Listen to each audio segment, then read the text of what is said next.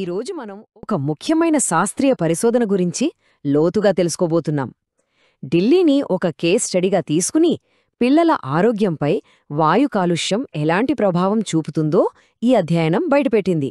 మన కంటికి కనిపించే పొగ వెనుక పిల్లల శరీరంలో దాగియున్న కనిపించని నష్టం గురించి ఇప్పుడు చూద్దాం. సో అసలు మనం సమాధానం తెలుసుకోవాలనుకుంటున్న కీలకమైన ప్రశ్న ఇదే. మనకు బయటకు కనిపించే పొగమంచు ఒకటైతే దాని లోపల ఒక పిల్లాడి సున్నితమైన అవయవాల్లో సూక్ష్మ స్థాయిలో అసలు ఏం జరుగుతోంది? ఈ ప్రశ్నకు సమాధానం వెతుకుతూ వెళ్లిన శాస్త్రవేత్తలకు ఏం తెలిసిందో ఇప్పుడు చూద్దాం. మన పరిశోధన ఢిల్లీలో మొదలవుతుంది. ఇక్కడ శాస్త్రవేత్తలు ఒక సింపుల్ ప్రశ్నతో మొదలుపెట్టారు. దేశంలోనే అత్యంత కలుషితమైన గాలిలో జీవించడం పిల్లల ఆరోగ్యంపై ఎలాంటి ప్రభావం చూపుతుంది? ఈ విషయం ఎంత సీరియస్సో అర్థం కావాలంటే ఈ ఒక్క ఫ్యాక్ట్ చాలు.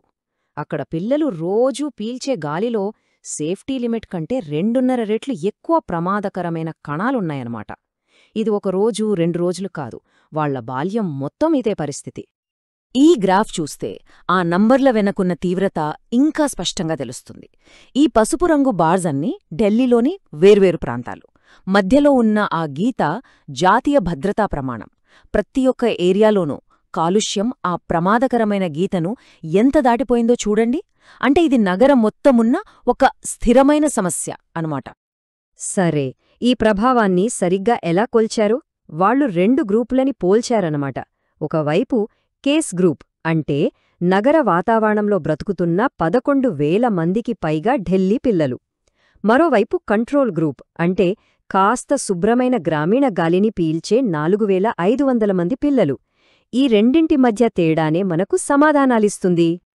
గాలి కాలుష్యం అనగానే మనకు టక్కున గుర్తొచ్చేదేంటి? ఊపిరితిత్తులు. సరిగ్గా. శాస్త్రవేత్తలు కూడా తమ ఫోకస్ని అక్కడే పెట్టారు. ఈ 2 గ్రూపుల పిల్లల ఊపిరితిత్తుల ఆరోగ్యంలో ఎంత తేడా ఉందో తెలుసుకోవాలనుకున్నారు. దీనికోసం వాళ్లు స్పిరోమెట్రీ అనే ఒక స్టాండర్డ్ టెస్ట్ వాడారు. అదేంటంటే చాలా సింపుల్. ఒక ట్యూబ్లోకి ఎంత బలంగా, ఎంత వేగంగా గాలి ఊదగలరో కొలుస్తారు, అంతే. ఆ రీడింగ్స్ మన ఊపిరితిత్తులు ఎంత ఆరోగ్యంగా పనిచేస్తున్నాయో ఒక క్లియర్ పిక్చర్ ఇస్తాయి. మరి వచ్చిన రిజల్ట్స్ చూసి అందరూ షాకయ్యారు.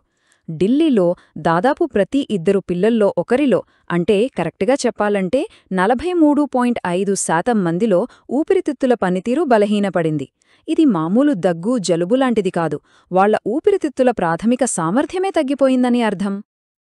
ఈ చార్ట్స్ చూస్తే ఆ కథ ఇంకా బాగా అర్థమవుతుంది. చూడండి, ఎడమవైపున్నది కంట్రోల్ గ్రూప్ అంటే పల్లెటూరి పిల్లలు. వాళ్లల్లో దాదాపు 75% మందికి లంగ్స్ నార్మల్గా ఉన్నాయి. కానీ కుడివైపు చూడండి, ఢిల్లీ పిల్లల పరిస్థితి. నార్మల్గా ఉన్నవాళ్లు 56% పడిపోయారు. ఊపిరితిత్తులు బలహీనంగా ఉన్నవాళ్ల శాతం దాదాపు రెట్టింపయిందే. ఈ తేడా చూస్తుంటేనే చాలా ఆందోళనగా ఉంది కదూ? కాని కథ అక్కడితో ఆగలేదు. ఊపిరితిత్తుల పనితీరు తగ్గిందంటే సరే, అది ఒక లక్షణం మాత్రమే. కాని అసలు లోపల ఏం జరుగుతోంది, ఆ నష్టం ఏ స్థాయిలో ఉంది తెలుసుకోవాలంటే పరిశోధకులు ఇంకా లోతుగా, అంటే కణాల స్థాయిలో చూడాల్సొచ్చింది. అందుకోసం వాళ్లు శ్లేష్మ విశ్లేషణ అంటే స్పూటమ్ అనాలిసిస్ చేశారు. ఇది ఒక రకంగా ఊపిరితిత్తుల లోపలికి తొంగిచూసే ఒక కిటికీ లాంటిదనమాట. పిల్లల దగ్గర్నుంచి తీసుకున్న కఫం శాంపిల్స్ని మైక్రోస్కోప్ కింద పెట్టి ఆ కాలుష్యం వదిలేసిన చిన్న చిన్న ఆధారాల కోసం వెతికారు. వాళ్లకి కనిపించింది చూసి నిజంగా ఆందోళన చెందారు. ఈ గ్రాఫ్ చూడండి, సైడరోఫేజెస్ అనే కణాలని చూపిస్తోంది.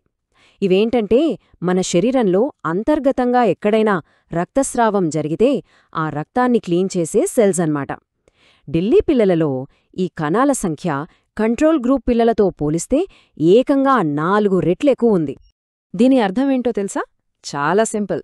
ఇంకా చెప్పాలంటే చాలా భయంకరమైన విషయం. పిల్లల ఊపిరితిత్తుల్లోపల కంటికి కనిపించని స్థాయిలో నిరంతరం చిన్న చిన్న రక్తస్రావాలు జరుగుతున్నాయని దీనికి అర్థం.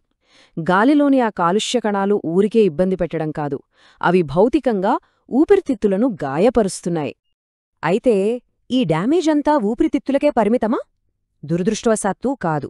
ఆ చిన్న చిన్న కాలుష్య కణాలు రక్తంలో కలిసిపోయి శరీరం మొత్తం ప్రయాణిస్తాయి.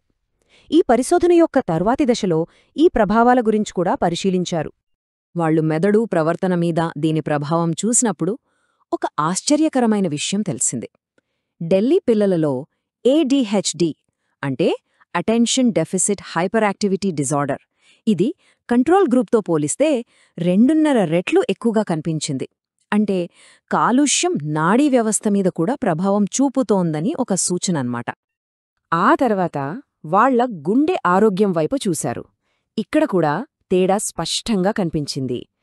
ఢిల్లీ పిల్లలలో హై బ్లడ్ ప్రెషర్ రేటు దాదాపు రెట్టింపు ఉంది. కంట్రోల్ గ్రూప్లో 2.6% ఉంటే ఢిల్లీ పిల్లలలో అది 4.6% ఉంది. ఇంత చిన్న వయసులోనే గుండె జబ్బుల రిస్క్ పెరుగుతోందని ఇది చూపిస్తోంది. ఇక చివరిగా వాళ్లు రక్తాన్ని పరీక్షించారు. ఢిల్లీ పిల్లల్లో 21% మందిలో వాళ్ల తెల్ల రక్తకణాల్లో కొన్ని విషపూరిత మార్పులు కనిపించాయి. అంటే శరీరం లోపల ఏదో ఇన్ఫెక్షన్తోనో వాపుతోనో నిరంతరం పోరాడుతోందని అర్థం. ఇది కంట్రోల్ గ్రూప్తో పోలిస్తే రెట్టింపు కంటే ఎక్కువ. సరి, ఇప్పుడు ఈ ఆధారాలన్నింటినీ ఒకచోట చేర్చి చూస్తే మనకొక చాలా స్పష్టమైన ఆందోళనకరమైన చిత్రం కనిపిస్తోంది. ఇది కేవలం ఒక్క ఊపిరితిత్తుల సమస్య కాదు. ఒక్క మాటలో చెప్పాలంటే ఈ స్టడీ ఏం బయటపెట్టిందంటే ఇది శరీరం మీద అన్ని వైపుల నుంచి జరుగుతున్న దాడి. ఊపిరితిత్తులు దెబ్బతింటున్నాయి, రక్తం గుండె మీద విపరీతమైన ఒత్తిడి పడుతోంది, బహుశా మెదడ మీద కూడా ప్రభావం పడుతుండొచ్చు. ఇంకా ముఖ్యంగా శరీరం యొక్క సొంత రక్షణ వ్యవస్థే ఓడిపోయే పరిస్థితి వస్తోంది. బహుశా అన్నిటికంటే భయపెట్టే హెచ్చరిక ఈ రిపోర్ట్లోని ఈ ఒక్క వాక్యంలోనే ఉంది. పిల్లలలో శ్వాసకోశ వ్యవస్థకు జరిగే నష్టం వినాశకరమైనది మరియు శాశ్వతమైనది కావచ్చు. అంటే చిన్నప్పుడు జరిగే ఈ డ్యామేజ్ వాళ్ల జీవితాంతం వెంటాడే ప్రమాదముందని, పెద్దయ్యాక తీవ్రమైన ఆరోగ్య సమస్యలకు దారితీయొచ్చని హెచ్చరిస్తున్నారు. ఇదంతా మనల్ని ఒక చివరి ప్రశ్నకు తీసుకువస్తుంది. ఢిల్లీ అనేది ఒక తీవ్రమైన ఉదాహరణ, కానీ ఇది ఒక్క నగరానికే పరిమితం కాదు కదా. ఈ విశ్లేషణ ఒక నగరం కథను చెప్పింది, కానీ ఇది ప్రపంచవ్యాప్తంగా ఉన్న ఎన్నో నగరాల్లోని పిల్లల గురించి ఆలోచింపచేస్తుంది. మనం ఆలోచించాల్సిన విషయమిదే: మన పిల్లలు పీలుస్తున్న గాలిలో ఇంకేం దాగి ఉంది.